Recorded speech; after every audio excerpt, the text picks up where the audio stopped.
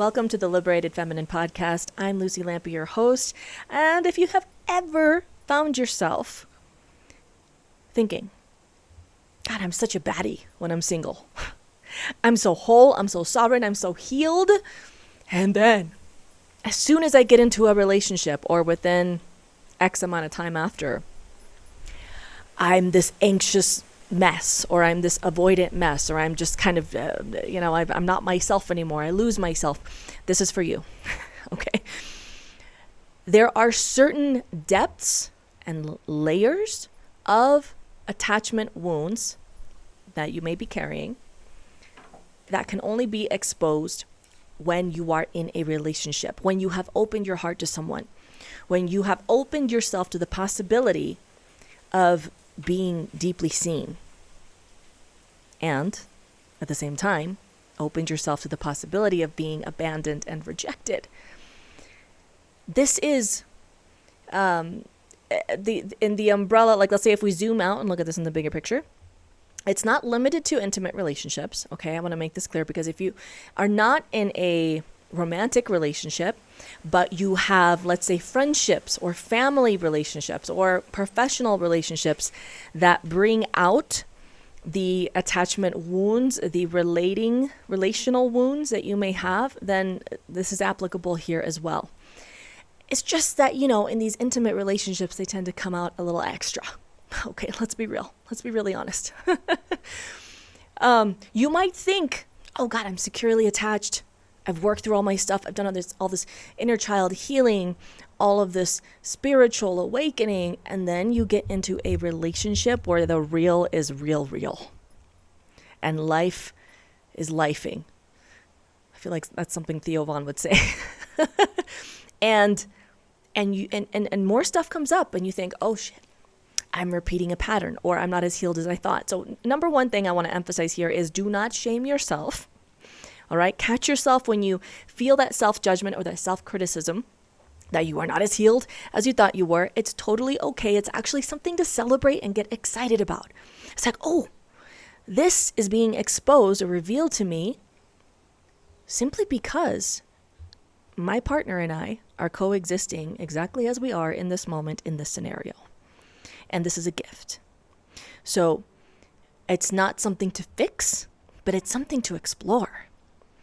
So for example, let's say that you have done a lot of healing around anxious attachment on your own, meaning you have learned how to fulfill your own needs, how to be self-sourced, how to, I would say, to take this even deeper, how to source your sense of wholeness, love, peace, sovereignty from the source in a spiritual sense, like you have connected to the father and mother consciousness, to God, to spirit, universe, love, whatever this is to you. You are tapped into that source, okay? And you recognize that that is the source, that a partner is never meant to be the source. So number one, let's say you've done that. You have been doing that. You are doing that. Number two, let's say that you have done a lot of inner child healing, meaning you have taken the time when triggers come up, when your father who passed away, his birthday comes and goes, and you allow yourself to grieve. When the holidays happen and you allow yourself to feel the grief or the rage behind not having the family that you wish you had. When you allow yourself the space to hold your inner child and give her or him what they needed. Inner child healing. Because these two pieces, returning to the source of all of your everything, all of your love, your peace, your joy, your well-being. And number two, you are continually reparenting your inner child and loving on them. Let's say that you've been doing that and then you get into a relationship. Okay? And I'm not talking a toxic or painfully karmic relationship. I'm talking a healthy relationship where there is respect, there is kindness, there is a mutual effort put into the relationship. So I am going to set that as the bar. And I will tell you right now, sis or brother, if that is not your reality, if that is not your relationship, then there are some deeper questions to ask yourself at this point. All right? I'm not going to go there with you today, but is that really what you want to invest yourself into? And the confrontational piece is, what part of you wants that? What part of you feels safe in that and familiar in that? What are the patterns that you are repeating in this relationship by being in a dynamic that is not kind and respectful and reverent and honoring? Because yes, let me tell you a secret, it is possible to, even in conflict, maintain this foundation of respect and kindness, even if you don't like each other a single bit. Okay, so that is possible. And if you don't believe that that's possible, then that is another thing altogether to tackle. Okay, now let's say that you're in a healthy relationship. Back to this, and you've done a lot of this healing, like I said before, and you start to notice the deeper layers, like, oh my God, he didn't text back after this long, or he left me out of making the plans for the afternoon or whatever, and it brings up some feelings. It stirs up some things. Or maybe if you're more on the avoidance side, oh my God, my partner's smothering me again. Like they're just like I feel suffocated by them asking me to spend more time with them tomorrow morning, So these things will come up because we are designed this way. Relationship has a deep wisdom to it, that we are attracted. We could call this, we could break this down on a neuroscience level or on a spiritual karmic level, energetic level, but we are drawn to what is familiar. And also there's this piece of our souls know what we need to bring certain cycles to completion and to do what the fuck we came here to do. And so we are magnetized. It's almost like we just can't help it, right? To certain relationships or types of people until we get that. So this doesn't mean that it has to be crazy and chaotic. Again, this can be kind and respectful. With my partner now, we have done so much deep healing together that has brought to the surface the layers of our mother and father wounds that I didn't have quite the emotional safety to go there in my previous marriage. And so there are things that it's like my soul was waiting, like for this is the one that we're going to work this out with, and it's going to be actually not chaotic. It's going to be beautiful. It's going to be a breath of fresh air. You're going to build more of those subconscious memories that, this can feel safe. It doesn't have to feel like a whirlwind, like a tornado. So it is possible to have this kind of deep healing without it being just a big chaotic mess. Okay, I'm not saying there are not messy moments. There are absolutely messy moments, but it's more like it's almost like there's so much cushion. There's so much cushion around this little bubble every time that you are working through something together as a couple, and that bubble is just pure love that is just like emanating into you truth and calling out the bullshit and exposing all of the distortions that you have been seeing through. On a spiritual level, that is what I experience whenever we have moments of just I don't even know what to call them, conflict. I guess they would be conflict, but they're not fights. I'm used to having big blow up fights, so this is a new experience for me. So imagine my nervous system recalibrating to that. Like, wait, we can do it this way? It doesn't have to be. There doesn't have to be yelling. There doesn't have to be, like some big storm. Oh, this is refreshing. And we actually make progress. We actually grow in our intimacy. We actually feel closer to each other. Okay, I can get on board with this. So there are certain things that can only come to the surface within the particular dynamic that you are in with your partner. And it's perfectly designed that way. Now, how do we heal within that? What are we doing differently in this dynamic than we did in the past dynamics? And asking yourself that question. So I invite you to think about your relationship if you are in one now, or maybe your most recent relationship. And bringing in this piece of how do I repattern the way that my nervous system responds to certain triggers or activations. Maybe in those moments, what is needed is to return to that source, to bring your anxiety, your angst, your overwhelm, etc., to your altar of love. Maybe that's through prayer, through movement, through breath work. However it is that you have defined as nourishing and supportive to you and your nervous system and your spirit.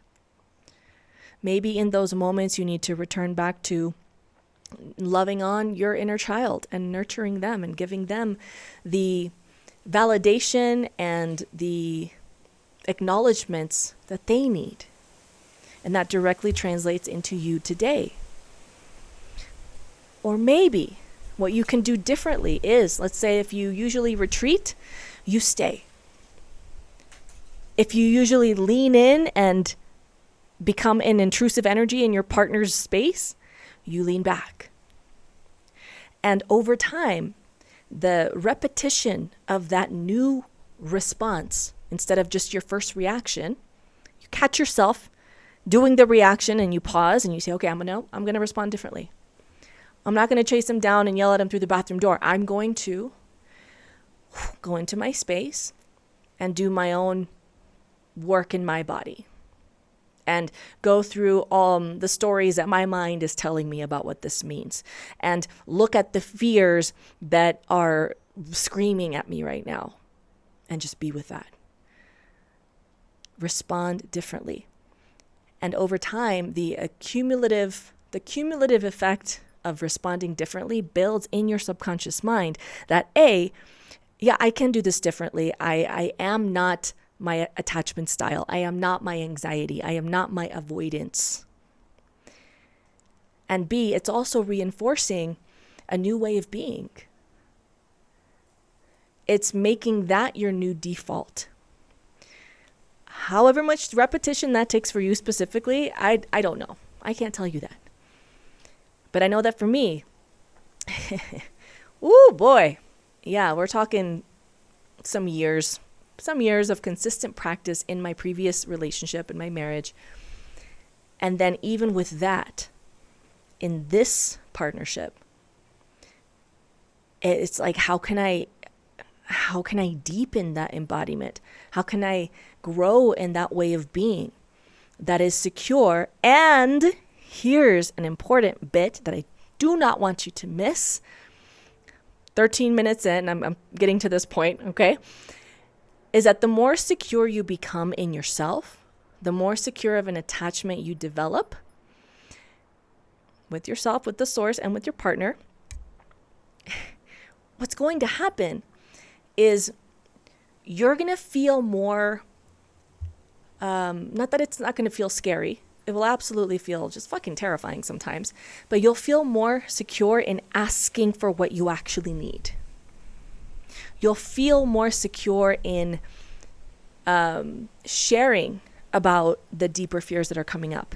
You'll feel more secure in sharing about the vision that you see for the relationship. You'll feel more secure to set boundaries that need to be set. Not ultimatums. Okay, we're not talking making ultimatums. That comes from a place of not being secure in yourself. But you are secure. At some point, you become more secure to ask for what you actually need. And before that, even be really brutally honest with yourself about what your deep needs are. Not just your preferences or your temporary urges in the moment, but let's say that you are someone who really needs that emotional connection. and your partner continues to show that they are not available for that. And every time that even feeling not anxious, but feeling secure and feeling grounded in your request, they still keep refusing or saying that they just can't. Or maybe they say that they're going to do it, but then they don't follow through. Now, in that kind of scenario, there are a bazillion different other scenarios that I could paint, but we'll just stick with one for simplicity's sake. Then you get to make a choice. You're not making an ultimatum, but you are making a choice that I'm not going to abandon my heart. And I'm not going to stay simply out of perhaps the fear that there's nothing better out there, or that I'm so invested already that I can't go, I'm stuck in this. Right? But you honor your heart, you honor your integrity, and you live in accordance to the integrity of your heart, and then you present your partner with a choice as well. When you do it like this, from this sovereignty instead of from this like grasping for something, and you present your partner with a choice, that is a completely different energy than an ultimatum. Like, hey, you gotta open up your heart to me or I'm gonna leave. Versus, look, this is what I'm here for. This is what I'm in relationship for, is to see you and be seen. Or to see whoever my partner is and be seen by them. And I do not want to force you to, I'm not forcing you to change. I don't want to string you along or pull you or you're not on a leash. You don't have a collar. You're free. You're free to choose. Do you want to do this with me or not? And in that freedom, what's really happening too on a deep spiritual level is you are exercising this muscle that's really difficult to exercise, of letting go. Not pushing them away so that you abandon them before they abandon you, but just that willingness to like, okay, God, okay, universe, look, if this isn't it, I am letting it go. I'm going to stop trying to control the outcomes and get them to be this or do that, and I'm just going to leave it the ball's in their court. And then they will choose in one way or the other. And then what you're doing is breaking a cycle of abandoning yourself. Breaking a pattern of disengaging from your heart in order to keep something going in a relationship because it's familiar.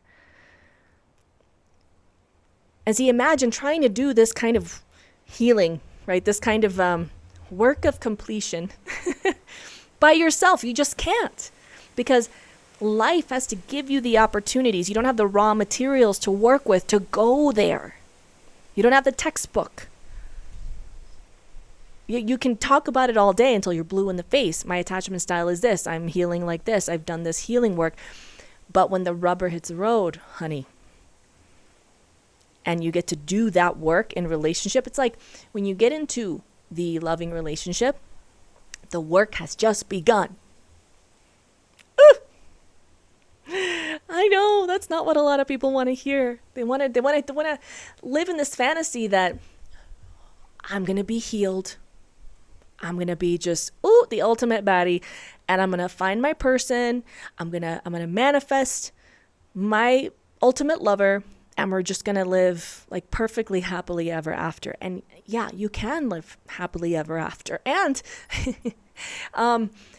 it's not complete without this important piece of, this is a whole new book. Not just a new chapter, it's a whole new book. And it's like expecting your studies in a PhD to be sufficient with your high school diploma. All right, it's just not going to cut it. You are starting a whole new curriculum when you are in that relationship.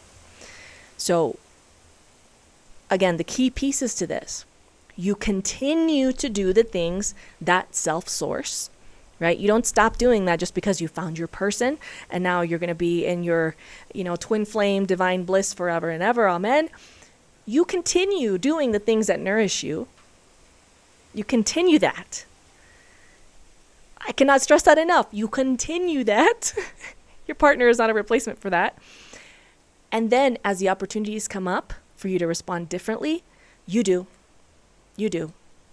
And that is the practice. If I had to really simplify it in a crazy, crazy simple way, it's that. You're repatterning your nervous system. You are staying rooted to the source. You're anchored into love. You keep coming back to your sense of self, and you communicate from that space in a collaborative way, not in a way that is needing to scream to be heard. So let me know what in this is resonating with you. And for more on specifically healing your masculine wound within you and how you relate to men, check out my workshop, Rise of the King, in the links below.